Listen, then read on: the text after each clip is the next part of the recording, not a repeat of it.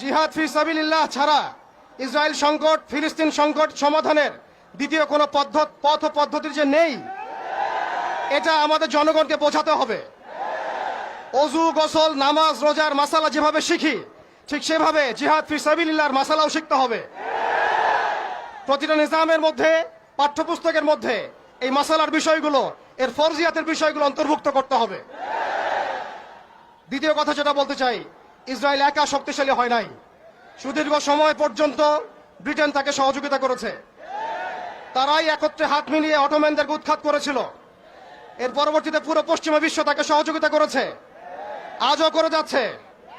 আমরা ইসরায়েলের ব্যাপারে সোচ্চার, কিন্তু তার বন্ধুদেরকে আমরাও যদি বন্ধুরূপে গ্রহণ করি, তাহলে এটা হবে একটা দ্বিচারিতা, একটা মুনাফিকি আচরণ। আজকে ইসরায়েল টিকে আছে আমেরিকার উপরে। আমরা সুস্পষ্ট বলতে চাই, এই সাপের মাথা ইসরায়েল নয়, এই সাপের মাথা, মূল মাথা হচ্ছে আমেরিকা। আমরা সাপের লেজ নিয়ে কথা বলছি, কিন্তু মাথার কনসুলেট ঘেরাও করার মতো সাহস আমাদের হচ্ছে না। তাদের প্রতিনিধিকে ডেকে এনে জিজ্ঞাসাবাদ করার মতো সাহস আমাদের হচ্ছে না।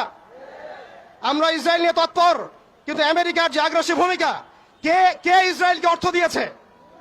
কে ইসরায়েলকে অর্থ দিয়েছে, বোম দিয়েছে?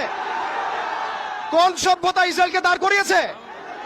কোন সভ্যতা ইসরায়েলকে অর্থ দিয়েছে, বোমা দিয়েছে, সাহায্য করেছে? আমরা ইসরায়েলের ব্যাপারে সোচ্চার হলেও কেন আমরা আমেরিকার ব্যাপারে সোচ্চার নই? কেন আমরা পশ্চিমাদের ব্যাপারে সোচ্চার নই? আমাদের উচিত হবে তাদের সকলের সাথে বন্ধুত্বপূর্ণ সম্পর্ক ছিন্ন করা। প্রত্যেকটা মুসলিম কান্ট্রি থেকে ইসরায়েলের সাথে যাবতীয় কূটনৈতিক তৎপরতাকে ছিন্ন করা।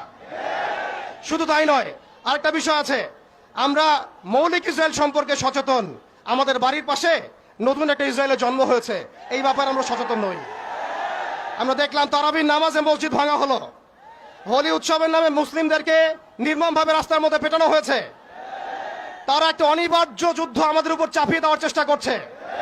আমরা যতই ভালো মানুষ হতে চেষ্টা করি না কেন, আমরা এই কনফ্লিক্ট এড়াতে পারবো না। ইতিহাস আপনারা পরে দেখবেন আমরা এড়াতে পারি নাই। আমরা যতই ভালো এবং সুশীল সাজার চেষ্টা করি না কেন, যতই তাদের তন্ত্রমন্ত্রের পূজা করার চেষ্টা করি না কেন, যতই তাদেরকে সন্তুষ্ট করার চেষ্টা করি না কেন, তারা কোশ্চিন কালেও আমাদের উপর এই অনিবার্য যুদ্ধ থেকে ফিরে থাকবে না ইনশাআল্লাহ। অতএব আমাদের উচিত আমাদের জায়গা থেকে প্রস্তুতি গ্রহণ করা। এখন আমরা কি প্রস্তুতি গ্রহণ করতে পারি এটা আপনারা সবাই জানেন। আমাদের মূল প্রস্তুতি ইমানের প্রস্তুতি, আমলের প্রস্তুতি, তাজকিয়ার প্রস্তুতি, অর্থনৈতিক প্রস্তুতি, এবং সবচেয়ে বড় কথা, বাংলাদেশকে যতদিন পর্যন্ত আমরা একটা মদিনা রাষ্ট্র হিসেবে কায়েম করতে পারবো না, ততদিন পর্যন্ত আমরা রাষ্ট্রীয়ভাবে এই সমস্যার সমাধান করতে পারবো না। একজন ব্যক্তি কখনো রাষ্ট্রের বিরুদ্ধে যুদ্ধ করতে পারে না, একজন ব্যক্তি কখনো রাষ্ট্রের বিরুদ্ধে যুদ্ধ করতে পারে না। কিন্তু বাংলাদেশ যদি একটা ইসলামী রাষ্ট্র হয়, পরিপূর্ণ ইসলামী রাষ্ট্র ব্যবস্থার দিকে আমরা যেতে পারি, ইনশাআল্লাহ আমরা আন্তর্জাতিক মহলে চাপ সৃষ্টি করতে পারবো।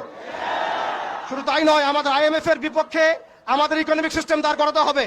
ওয়ার্ল্ড ব্যাংকের এগেইনস্টে আমাদের ব্যাংকিং সিস্টেম দাঁড় করাতে হবে। ওদের ইউনাইটেড নেশনস ফেল করেছে, ওদের মানবতা সংগঠনগুলো ফেল করেছে। এগুলোর এগেইনস্টে আমাদের ঐক্যবদ্ধ প্ল্যাটফর্ম নিয়ে আসতে হবে। এজন্য অবশ্যই আমাদেরকে একটা ইসলামিক রাষ্ট্রের দিকে যেতে হবে। প্রিয় ভাইয়েরা, এখন কথা বলার সময় নয়, কাজ করার সময়। আমাদের শেষ করছি আমি, আমাদের চোখের পানি তাদের কোনো প্রয়োজন নাই, আমাদের মায়া কান্নার গাজাবাসীর কোনো প্রয়োজন নাই। গাজাবাসীর প্রয়োজন অর্থনৈতিক সাপোর্ট, গাজাবাসীর প্রয়োজন সামরিক সাপোর্ট, গাজাবাসীর প্রয়োজন এমন একটা জাইশ, এমন একটা ফোর্স যেটা বাহির থেকে গিয়ে বাইতুল মুকাদ্দাসকে উদ্ধার করবে ইনশাআল্লাহ। আর আপনারা ভবিষ্যৎবাণী শুনে রাখবেন, ইনশাআল্লাহ আযজা ওয়া জাল আল্লাহ রাব্বুল আলামিনের এই বান্দাদের মধ্যেই এমন একটা জাইশ, এমন একটা দল আল্লাহ পাক সৃষ্টি করে দিবেন ইনশাআল্লাহ। যেই দল, যেই জাইশকে পৃথিবীর কোন সেনাবাহিনী থামাতে পারবে না ইনশাআল্লাহ। শেষ পর্যন্ত তারা বাইতুল মুকাদ্দাস মুক্ত করেই ছাড়বে ইনশাআল্লাহ। শুধু সময়ের অপেক্ষা। তারা আমাদেরকে অপশন দিয়েছে, হয় আমাদের দাস হও, না হলে মরো। শেষ কথা, তারা আমাদের